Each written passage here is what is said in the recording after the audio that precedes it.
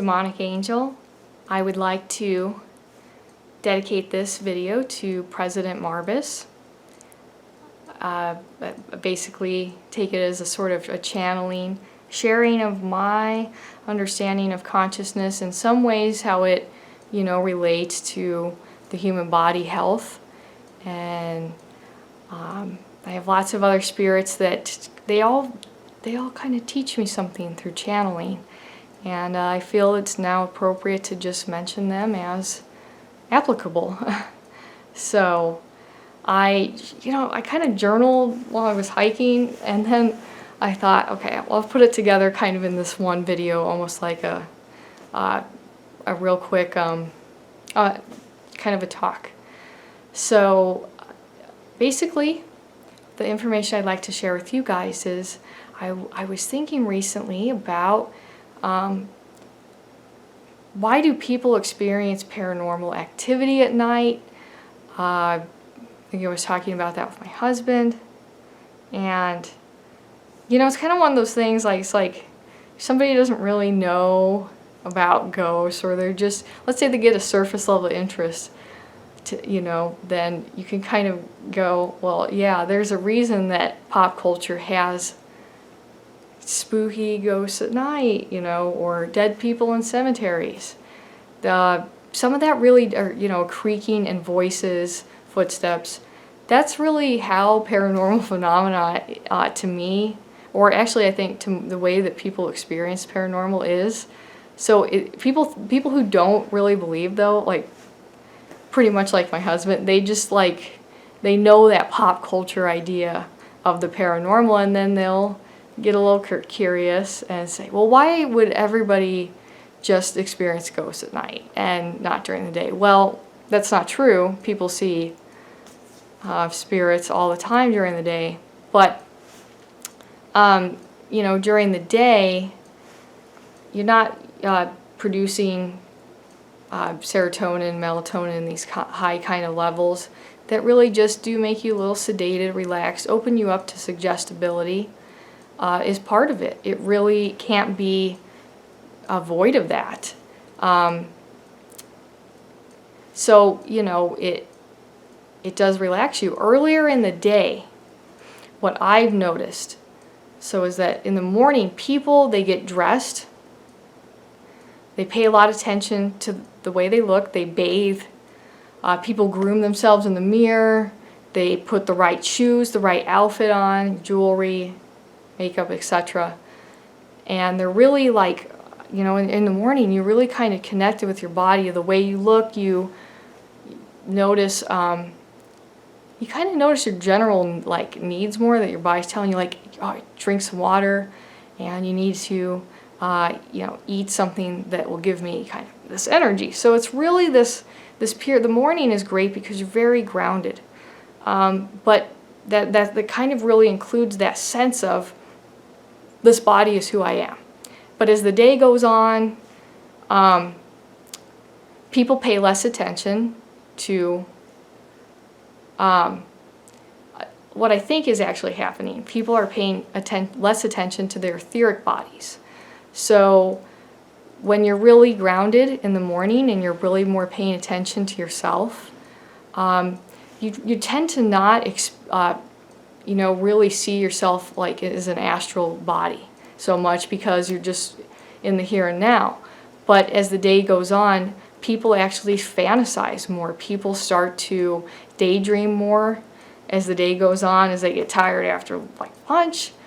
And then you get that kind of peak in energy again afterwards. But that is people experiencing their astral body, imagining what they're going to do when they get home, in this kind of way where the person imagines their body. So literally, though, that is you are outside of your body when that happens. So you're tired, you're a little bit disconnected from your body as a vessel right now, and you're paying kind of more attention to the subconscious that is the etheric body. And that's that's a really serious part of why people do experience the paranormal at night. So that leaves you open to spirits gods, demons, angels do not have a body, and that is how they have to experience things. In a craving way. Experience being human. So they form attachments. A lot of the time it's not a permanent attachment. It's just they could see, your etheric body in many, a lot of cases, and then they can realize that they can feed off of you by forming some cords to you and just get some energy. And a lot of them do this to just general people. So they're not really harming a person. It's really just for the sustenance. And they really don't oppress people. But of course, that is the mechanism in which that occurs. That by draining somebody too much, then it's harmful. Because when something tries to like suck your energy, at first it feels really good. It feels calming, relaxing. It can actually make you feel a little bit more alert, like take your pain away. When something is exchanging energy with you, you'll notice like less physical pain briefly, and it's just hard to then fight that. That's why people do kind of get addicted to ghosts and the paranormal, is that they keep thinking that by letting this whatever entity feed off of them, that it's going to, they're going to recapture that moment of really making them feel better again. But it's not. It's just a draining kind of a situation. That's if it's, that way. There's lots of spirit-human relationships that are, positive. So, at night, and this really corresponds with the way we are as people. You kind of slouch more as the day goes on. Again, you're not consciously in your body. You put on comfortable clothes. That's really more, it's either you or you feel comfortable in. And so you're not worried about earlier in the day when other people might see you at work, or when you're going about your day, because your socially conscious mind is in some way, no matter what you want to admit, dressing for the way that you will look for other people.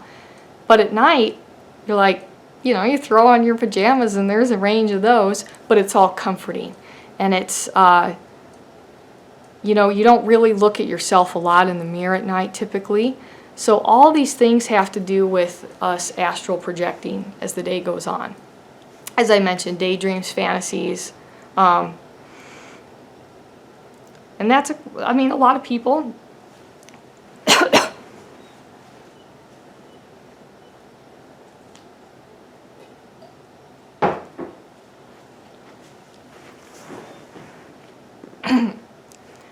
needed a drink of water. A lot of people actually do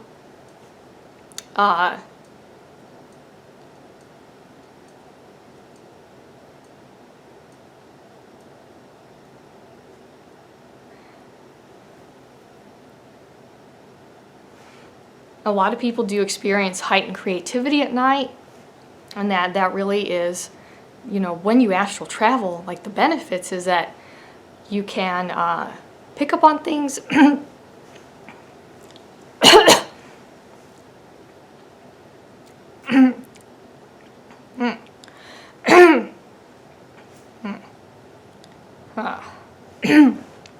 my allergies are killing me.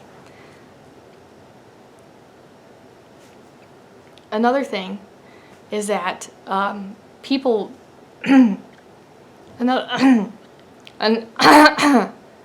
another thing is that people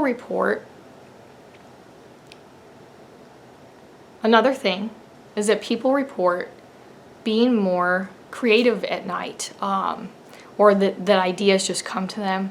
So by astral projecting, you can leave yourself open to these ideas as you engage in them. So when you fantasize, you daydream, or you think about what you're going to do when you get home,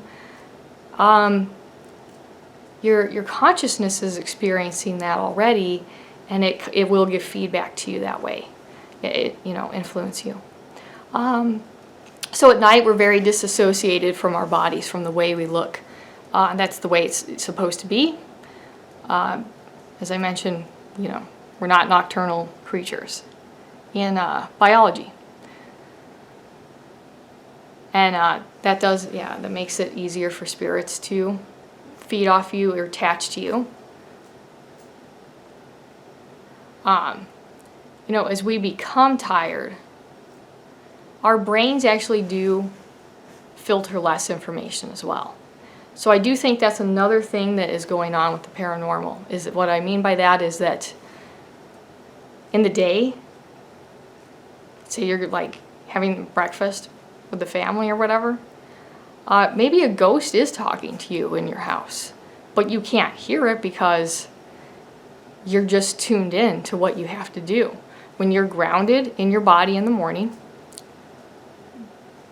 you're not really open so much to a range of things, other people, you know, so much, and you're also just literally not open to hearing what's already there. So that doesn't mean it's not happening. It just means that that you're not perceiving it. So I do think a lot of paranormal phenomenon does happen during the day, but that it's not, it's really like you just simply don't notice it.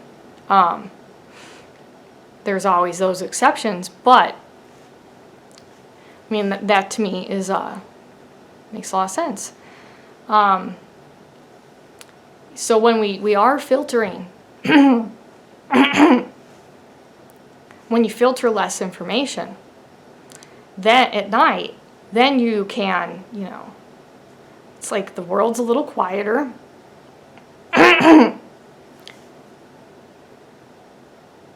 It's at night, it's like the world is a little quieter, less stimulation, all kinds of things, from, you know, socializing with other people to now it's night and it's quiet. So you can literally listen to that, and that has to do with you being a little bit like your brain drops those filters. You can, when you relax, you filter less, and you just kind of are open to reality in these multidimensional ways. So now at night you are hearing ghosts talk to you. You are seeing things that you don't see during the day, because it's there during the day, but without a filter, your brain doesn't really need to care about what is real so much at night, because it's, again, biologically we're going to retreat to safety in darkness, in a group, or, you know, in shelter. So there really is no reason to force the brain to focus on this one grounded idea of reality. So all of this is important to the brain. And of course, survival, like you open to all these stimuli that do occur, because not much is supposed to, so it's very noticeable when it does. Very, very cool, logical points about, I do think, the paranormal. I love to pick it apart like that, even if it is takes me down some kind of logical avenue. That's just as fun for me. You know, so yeah, I mean, that's just part of it. Like, and that kind of was a little bit inspired by this discussion I had with my husband, who he was actually joking about his place of employment being haunted, but he, you know, not really being so much a believer, and just saying, no, it's just people who tell stories. You know, people I work with have told stories.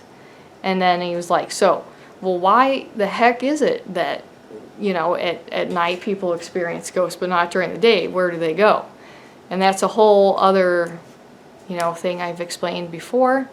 But I do think this huge part of it is just the way that our minds are. And I do dedicate this video to President Marbas, because I think it's so much fun to philosophize about how our spirituality connects with our bodily brain functions in these, you know, I really am enthralled with primal man, because, you know, as we go on, we don't lose layers of our brain in evolution, we gain them.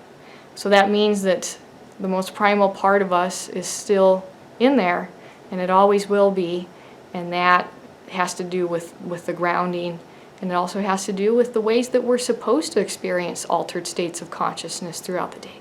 Very subtle. You know, it's not not everything, like when I say altered states of consciousness to people, a lot of the times, they think that I'm talking about psychedelics, which of course is like, you know, a valid conversation, but an altered state of consciousness, you know, is a natural thing that peaks and wanes every day. I mean, and there's the benefits of it, and it just really just alters our reality so that we can experience so much more at night. At night, I mean, it reminded me of the moon card in tarot, that logical, linear thinking, we're logical, linear in our bodies. It's happening now in a specific way. What I see is all that is real. That's not what the night tells us.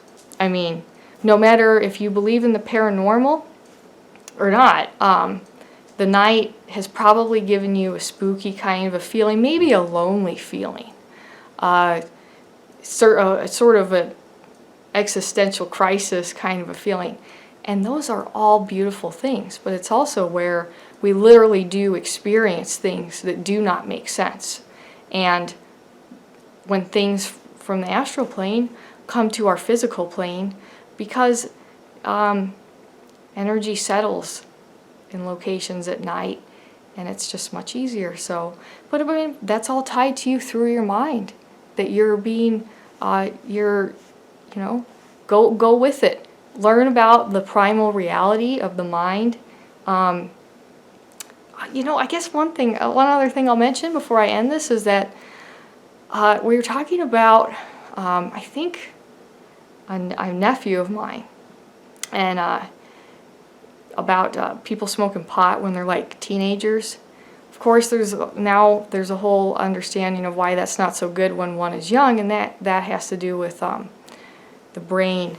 At the age of 25, around there, the skull completely, the sutures are gone. It looks like if a person who is under the age of 25, if you look at their skull, their brain, well, the skull, the brain is the soft tissue, that it looks cracked. Like if somebody had, you know, blunt force trauma, but it's not. That's how young people, skeletons look. So those are just really associated with this openness, hormonal changes, while the brain is finishing its basically its progression. So it really does actually have to do with why, you know, like when you're 18, 22, you can stay up all night and it's fine. Sometimes it's hard to go to sleep anyway. That's hormonal changes because your brain is not done getting rid of those sutures and being, you know, fusing your brain into one. So when that happens, you're a fully grown adult now in your brain, in your skeleton, and now the natural way, without those hormonal disruptances that cause, you know, insomnia, is to just sleep at night. So when you are 30 years old, by the time you're 30, you should notice that it's much harder to stay up at night. Of course, we all love to do it. Some people work night shift and they have to do it, but I would say most, you know, some people, they just, you know, we all just want to have like our nights alone sometimes, but it's harder the older you get, and that's because you're trying to go against your brain. When you were young, of course, it's not so much just that you're young, but it's those hormones creating that disruption, the imbalance. It's why young people sleepwalk, and usually all those things, you know, they dissipate with puberty, and the last kinds of, at least biological openness, you know, disappears at 25, and you are the skeleton that you will have for the rest of your life. Very, very interesting. So it's fun to understand, because I always like to try to go with nature as much as possible, pass this information along to my family and friends as far as health is concerned, and hopefully just, you know, it get people thinking. So yeah, you were talking about that, and I was like, I know why, because I really do dedicate all this to President Marbas. Thank you guys so much. Check out my Patreon page.